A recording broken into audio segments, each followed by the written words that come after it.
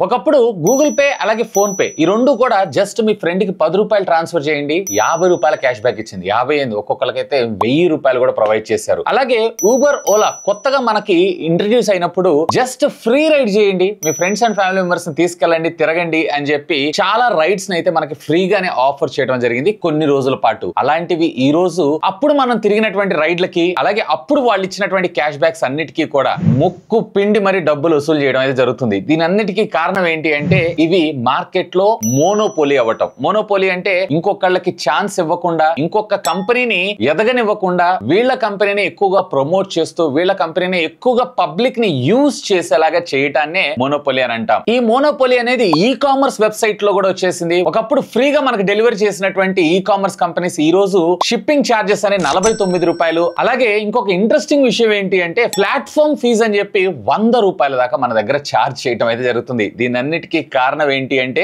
మళ్ళీ మోనోపోలీయే. ఇవన్నీ ఇలాగే గనక కంటిన్యూ అయినాయి అన్నట్లయితే గనక కొన్ని రోజుల తర్వాత చచ్చినట్లు వాళ్ళు ఏం చెప్తే, వాళ్ళు ఏం ఛార్జ్ చేస్తే మనం అదే ఛార్జెస్ ని పే చేయాల్సి ఉంటుంది. సో వీటికి చెక్ పెట్టడం కోసం మన ఇండియన్ గవర్నమెంట్ ప్రతిష్టాత్మకంగా మన ముందుకు తీసుకొస్తున్నటువంటి ఒక ఆన్లైన్ ప్లాట్ఫామ్, అది యాప్ అనుకోండి, ప్లాట్ఫామ్ అనుకోండి, what ever it is, this is nothing but ONDC అంటే simple open network for digital commerce అని అర్థం. అంటే ఈ ప్లాట్ఫామ్ మీద మీకు ప్రతిదీ, ఫర్ ఎగ్జాంపుల్ మీరు ఏదైనా ఫుడ్ ఆర్డర్ చేసుకోవాలనుకుంటున్నా, లేదా మీరు ఏదైనా షాపింగ్ చేయాలనుకుంటున్నా, షర్ట్లు కొనుక్కోవాలనుకుంటున్నా, ప్యాంట్స్ కొనుక్కోవాలనుకుంటున్నా, షూస్ కొనుక్కోవాలనుకుంటున్నా, ఒక ప్రదేశం నుంచి మరొక ప్రదేశానికి క్యాబ్స్ బుక్ చేసుకొని సర్వీసెస్ వాడతారు చూసారా, ఆ సర్వీసెస్ వాడాలనుకున్నా కానీ ప్రతి ఒక్క సర్వీసెస్ అనేది ఈ ప్లాట్ఫామ్ మీద మనకు అందుబాటులో ఉండడం జరుగుతుంది. బేసిక్ గా మనకి ఆన్లైన్ బిజినెసెస్ అన్ని కూడా రెండు రకాలుగా జరుగుతూ ఉంటాయి. ఒకటి వచ్చేటప్పటికే market places, for example Flipkart అలాగే అమెజాన్. సో వీళ్ళు ఏం చేస్తారు అంటే డైరెక్ట్ గా సెల్లర్ ఒకళ్ళు ఉంటారు, బయ్యర్ ఒకళ్ళు ఉంటారు, మధ్యలో ఒక మీడియేటర్ లాగా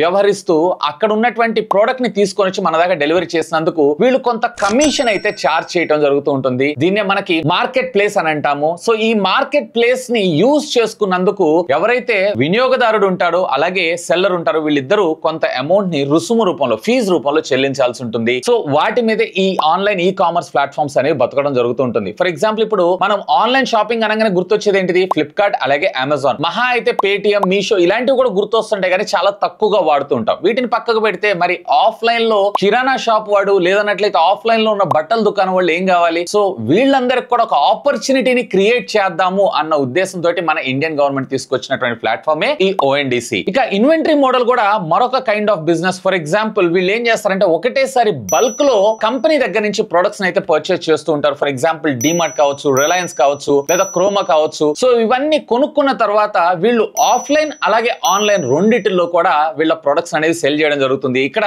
ప్లాట్ఫామ్ నుంచి డైరెక్ట్ గా మీరు పర్చేస్ చేస్తారు, అంతేగాని మీకు సెల్లర్స్ అనే వాళ్ళు ఎవరు ఉండరు. సో ఇది ఒక కైండ్ ఆఫ్ ప్లాట్ఫామ్ అన్నట్లు. సో వీళ్ళ వల్ల మనకైతే పెద్దగా నష్టం అయితే ఏం లేదు. వీళ్ళు ఆన్లైన్ ఆఫ్లైన్ రెండిటిలో కూడా మనకి సేమ్ ప్రైజెస్ చార్జ్ చేస్తుంటారు. ఇంకా చెప్పాలంటే ఆన్లైన్ లో కొన్ని డిస్కౌంట్స్ రూపంలో మనకు అమ్ముతూ ఉంటారు. మెయిన్ మనకు వచ్చినటువంటి లాస్ అంతా కూడా మార్కెట్ ప్లేసెస్ వల్లే, ఎందుకంటే అక్కడ మోనోపోలీ క్రియేట్ చేయడం వల్ల. సో దీనికోసమే మన ఇండియన్ గవర్నమెంట్ ఈ ONDC ప్లాట్ఫామ్ అయితే మన ముందు తీసుకొచ్చారు. అంటే కేవలం మోనోపోలీగా ఉన్నటువంటి బ్రాండ్సే కాదు, మన ఇంటి పక్కన లేదా మన ఇంటి బయట ఉన్నటువంటి కిరాణా షాప్ వాడిని కూడా online digital e commerce platform మీదకి తీసుకొని రావాలి అన్న ఉద్దేశంతో వీళ్ళు ఇక్కడ తీసుకొని రావడం జరిగింది. అంతదాకెందుకు, ఫర్ ఎగ్జాంపుల్ మీరు ఇక్కడ నుంచి ఒక 10 కిలోమీటర్లు రైడ్ చేయాలనుకున్నారు, దానిలో ఊబర్ లో ఒక ప్రైస్ చూపిస్తుంది, అలాగే ఓలాలో ఒక ప్రైస్ చూపిస్తుంది, అలాగే ర్యాపిడోలో ఒక ప్రైస్ అయితే చూపిస్తూ ఉంటుంది. సో ఇక్కడ ఈ ONDC ప్లాట్ఫామ్ మీద డైరెక్ట్ గా ఈ ముగ్గురుతో పాటు మరికొన్ని రిటైల్ మన చుట్టుపక్కల ఉన్నటువంటి వాళ్ళు కూడా రైడ్స్ అయితే ఆఫర్ చేస్తుంటారు. దాంట్లో రిలయబుల్ గా అలాగే చవకగా లేదన్నట్లయితే తక్కువగా మనకి ఏదైతే వస్తుందో దాన్ని సెలెక్ట్ చేసుకొని మనం రైడ్స్ అయితే బుక్ చేసుకొని అప్పుడు ప్రస్తుతం మనకు ఉన్నటువంటి అవసరాన్ని అయితే తీర్చుకునేటువంటి అవకాశాన్ని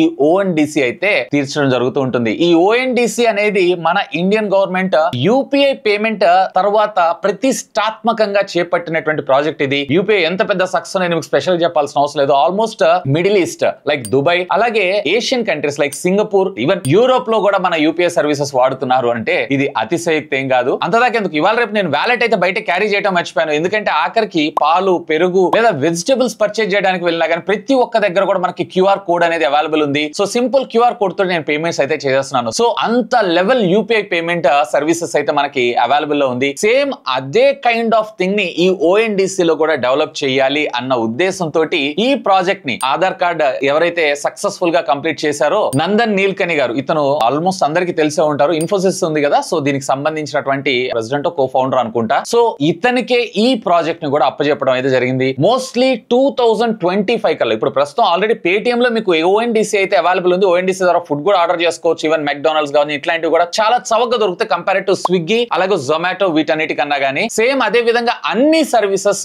ఒకే ప్లాట్ఫామ్ మీద, అది కూడా మోనోపోలీ కాకుండా మల్టిపుల్ బ్రాండ్స్ ఇంక్లూడింగ్ ఆఫ్లైన్ లో ఉన్నటువంటి ఎవరైతే సెల్లర్స్ ఉంటారో వాళ్ళని కూడా ఈ కామర్స్ ప్లాట్ఫామ్ మీదకి తీసుకొని రావాలి అనేటువంటి మెయిన్ మోటివ్ తోటే దీన్ని స్టార్ట్ చేయడం అయితే జరిగింది. అండ్ యాజ్ ఆఫ్ నో ఇది వచ్చేటప్పటికి 100+ సిటీస్ లో అయితే సర్వ్ చేస్తున్నారు. మీ ఏరియాలో ఉందా లేదా ఒకసారి చెక్ చేసి కింద ఉన్నటువంటి కామెంట్ సెక్షన్ లో కామెంట్ చేయండి. మేబీ 2025 కల్లా ఇది ఫుల్ ప్లెడ్జ్డ్ గా, అంటే ప్రతి మారుమూల గ్రామంలో కూడా ఈ సర్వీసెస్ ని మనం చూసినా ఆశ్చర్యపడాల్సిన విషయం అయితే లేదు. ఇంకోటి, ఈ ONDC వల్ల మనకు వచ్చినటువంటి లాభం ఏంటి అంటే, for example Amazon, Flipkart, so దీంట్లో చాలా మంది సెల్లర్స్ ఉంటారు. బట్ ఆ ప్లాట్ఫామ్స్ ఎవరినైతే పాపులర్ చేయాలనుకుంటారో, ఎవరైతే డబ్బులు ఎక్కువగా పే చేస్తారో వాళ్ళకి సంబంధించినటువంటి ప్రొడక్ట్స్ మాత్రమే మనకు టాప్ లో కనిపించడం జరుగుతుంది. ఫర్ ఎగ్జాంపుల్ నేను ఈ ఫోన్ కొనుక్కోవాలనుకున్నాను, ఒకళ్ళు 1,10,000 అమ్మితే ఇంకొకళ్ళు ₹1,00,000 అమ్ముతారు. ఆ ₹1,00,000 అమ్మేవాడు కనపడ్డు, ₹1,10,000 అమ్మేవాడు మాత్రం కమ్ముతాడు. ఈవెన్ రెండు జెన్యూన్ సెల్లర్స్ అయినా గానీ, ఎందుకంటే ఇవి ప్లాట్ఫామ్ కంట్రోల్ చేయడం జరుగుతూ ఉంటుంది ఈ సర్వీసెస్ అన్నిటిని. సో ఇలాంటివన్నీ పోవాలి. అలాగే కొన్ని సర్వీసెస్ ఉంటాయి. ఫర్ ఎగ్జాంపుల్ మనకు ఒక ప్రొడక్ట్ ఉంది, ఆ ప్రొడక్ట్ మనం డెలివరీ తీసుకోవాలనుకుంటే మన పిన్ కోడ్ లో డెలివరీ అయితే ఉండదు. అలాంటి సందర్భాల్లో మనము జెప్టో లేదన్నట్లయితే గనక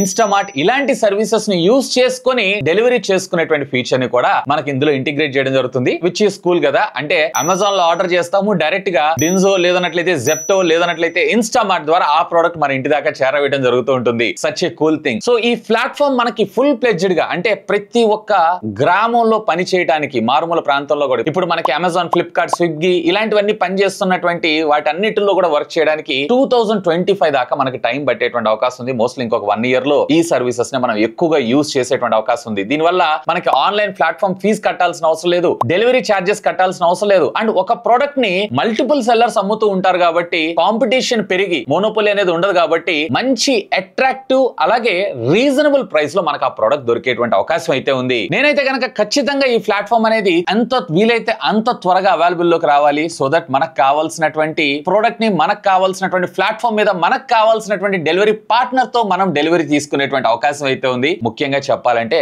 much more value for money products ని మనము మనకు కావాల్సిన సెల్లర్ దగ్గర నుంచి పర్చేస్ చేసేటువంటి అవకాశం అయితే ఉంది. దీని గురించి మీరేమనుకుంటున్నారు? Let me know. ఖచ్చితంగా కామెంట్ చేయండి. ఇంకా మీకు ఏమైనా డౌట్స్ ఉంటే కామెంట్ చేయండి. సాధ్యమైనంత వరకు వాటన్నిటికి కూడా రిప్లై ఇస్తాను. That's all for today. This is Vasu signing off. Have a great day.